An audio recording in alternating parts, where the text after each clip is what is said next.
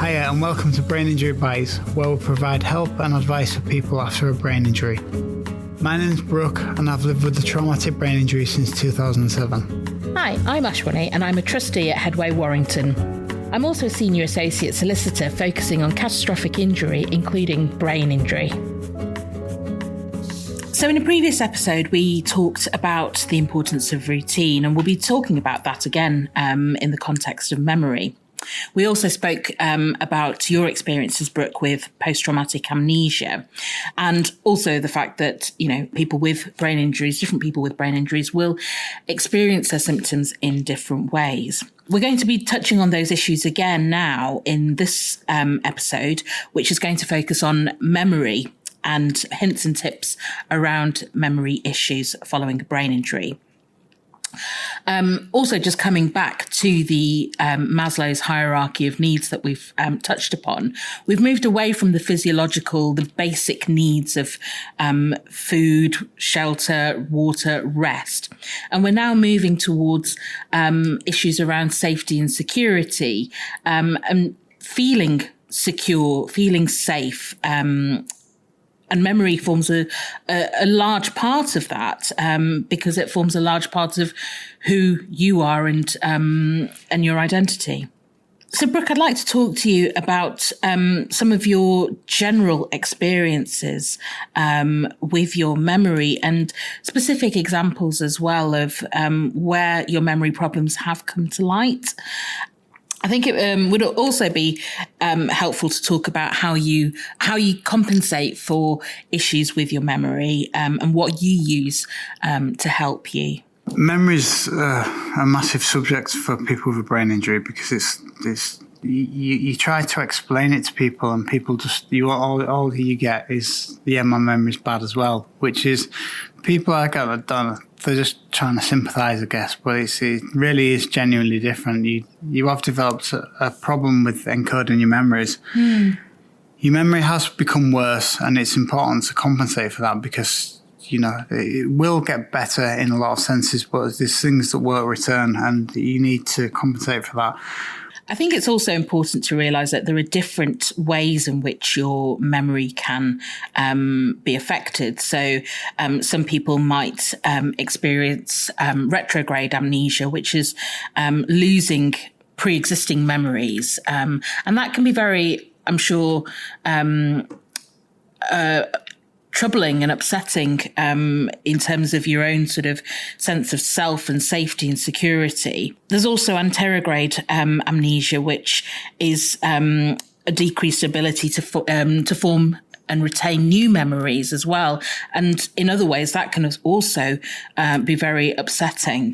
I'd like to talk to you about your specific issues with memory. And I remember you telling us outside of this about an experience with your car. Yeah, well, first of all, my long-term memory has been fine. Yeah. I remember sat in hospital and thinking, why is nothing wrong with me? Because as old schoolers will know, I remembered the landline in the house, and you knew all your mates' phone numbers off by heart, and I could still reel them off, 20 years later. So I was thinking, what's the problem here? But forming new memories has definitely been a problem for me. That's something that I do struggle with. One example of me being poor at forming new memories was when I was at the Trotter Centre once, and I'd driven there. I'd driven in my car, and they've got sections for the car parking space, and I decided to ignore that. I'd parked in front of John Lewis, and I went in, did my shopping in the Trafford Centre. I come back out probably an hour later. I was pretty exhausted because it is pretty exhausting, that place, and it was hot and sunny on a rare hot and sunny day in Manchester, and I don't react well to the sun being on my head, and I didn't have a hat on that day, and I came out and I couldn't find my car anywhere.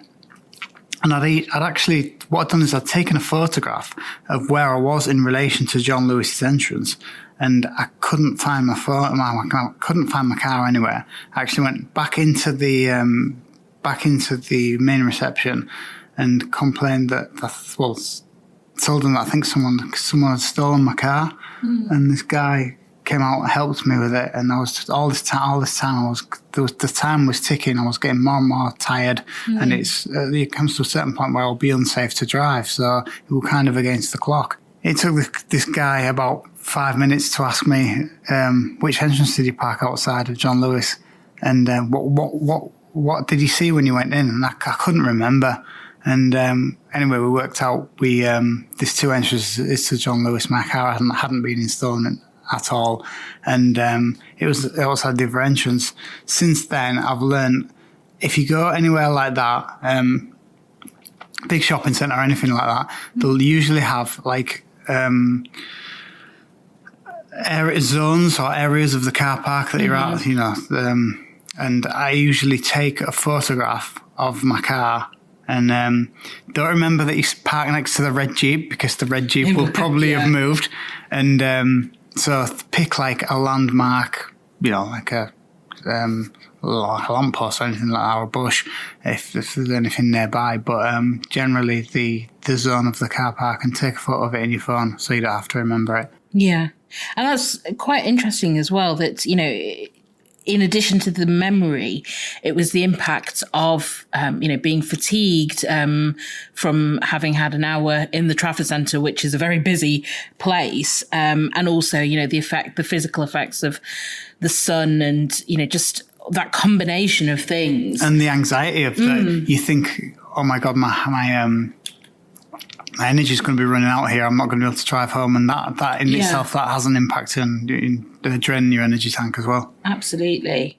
So, I think, the idea of using your phone, taking a photograph, but choosing something that's fixed, that's not going to drive off, to help you, and really making a concerted effort to make a note of where you are. I mean, in this day and age where everybody is just addicted to the phones, I think it's a bad thing. Sometimes I think it's a bad thing. No one wants to have a conversation anymore. Everybody sits and looks at the phone, and but I tell you what, they're so useful for people who've got a brain injury. Oh, absolutely. There was a charity I used to go to, well, still am affiliated with, in Salford, called Brain and Spinal Injury Centre, Basic, and we used to have a memory class there, and a lady, Dr. Mary Todd, she used to teach us that when I first started going, it was to have a memory notebook. Okay, I carry a little notebook and pen and just write things in, and but now obviously your phone is just so much better, because it's it can be it's a camera, it's a notepad, it's a voice recorder, and an alarm, and diary, and it's the kind of thing that you have with you naturally all the time. I suppose you'd have to make a conscious effort to remember a notepad and a pen, but your phone is always with you. And I suppose the other side of that is, if something went wrong with your phone, if you lost it, if it ran out of charge, then that could potentially have quite a devastating impact. One of those all your eggs in one basket situations, isn't it? Yeah. Have you ever lost your phone? Yeah. I left it in B&M bag once.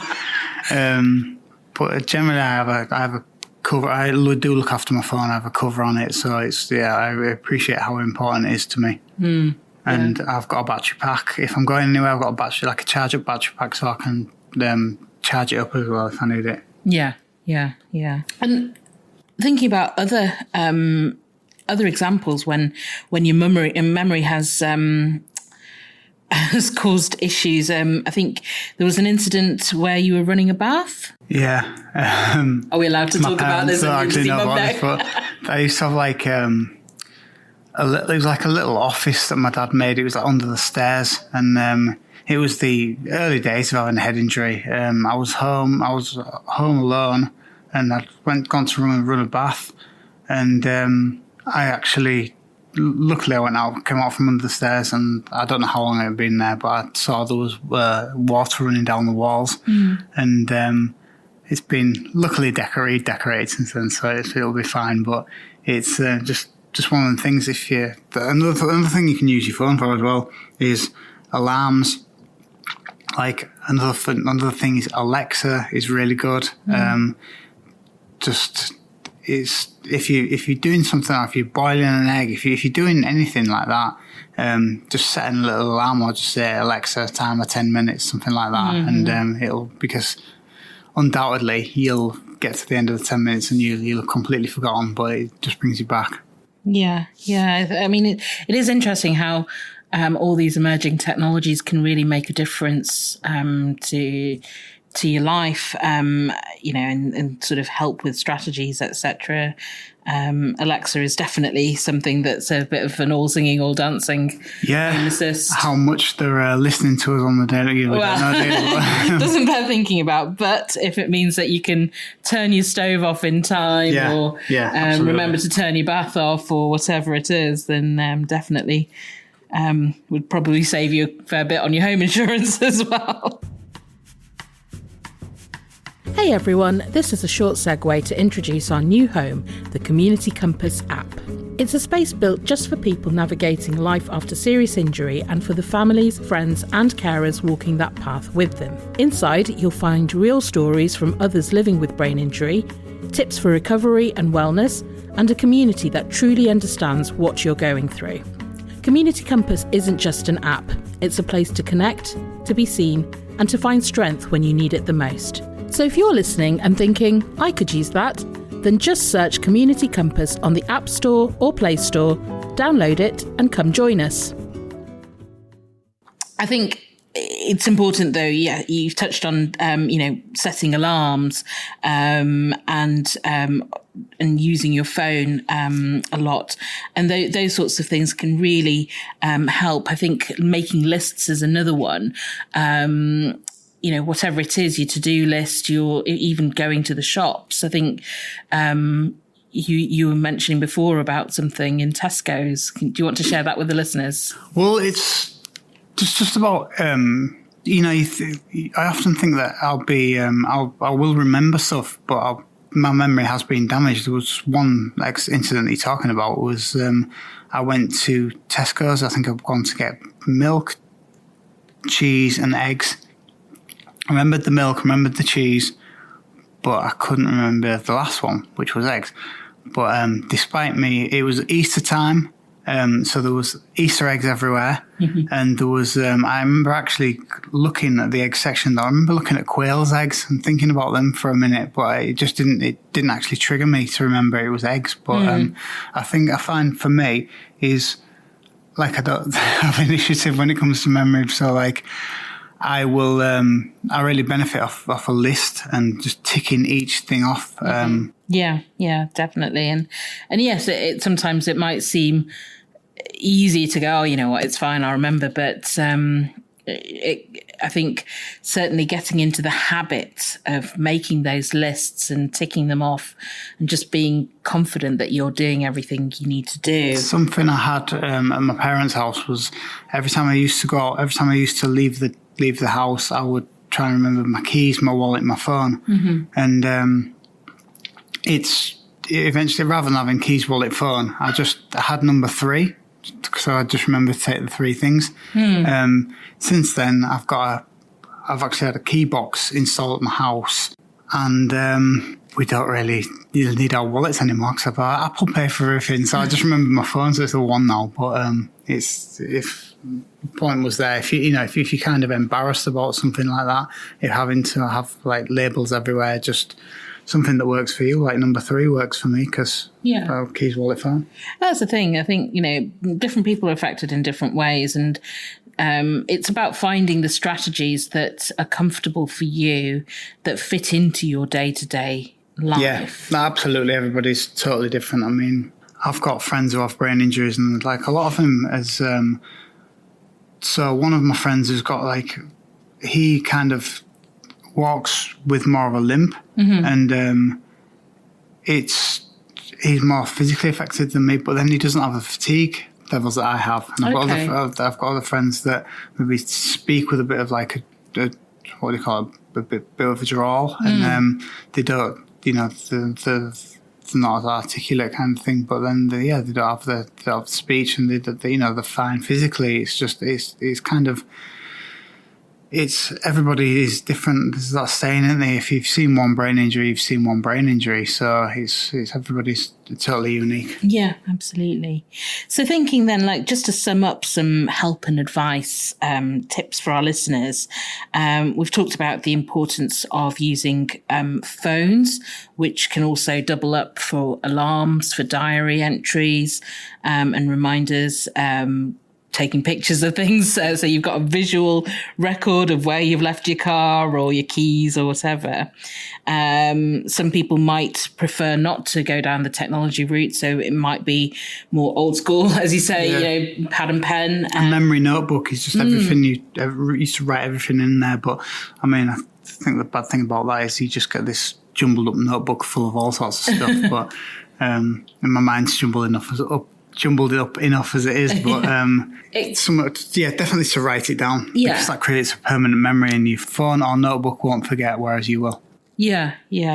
And for some people, that's sort of what we call kinesthetic, you know, the actual doing, the writing it down, that can help. Enforces it. Sometimes people find that Post-it notes are helpful. Not everybody. Whiteboards in the house, you know, setting out what's going to happen that day, that week, that sort of thing. But the importance of routine, and you touched upon this, you know, putting things in the same place, having your key box, for example, so your keys always live in your key box. And remember to put them back in the key box after you've used it. Back in, yes.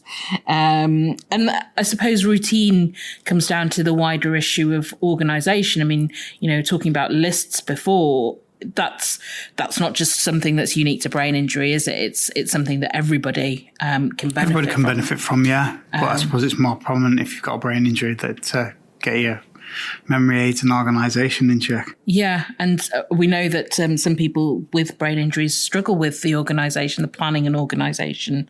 Particularly if you've had the front of your brain injured, that's your frontal lobe, which is primarily involved in planning, organising and your executive tasks, Yeah. And also, you know, we've talked about new technologies, things like Google Home Assist, Alexa, those sorts of tools to help people, you know, just instantaneously set a reminder or get information. And I'm sure that occupational therapists, for example, will be live to a lot of these sorts of technologies and how they can assist people, in how newer technologies can be really important to helping people with a brain injury. Yeah, definitely. Well, thank you, Brooke. That was really interesting. Short and sweet, but very interesting nonetheless. Join us for the next episode when we'll be talking about concentration and attention after brain injury. Make sure you check out the footnotes for more help, advice and resources.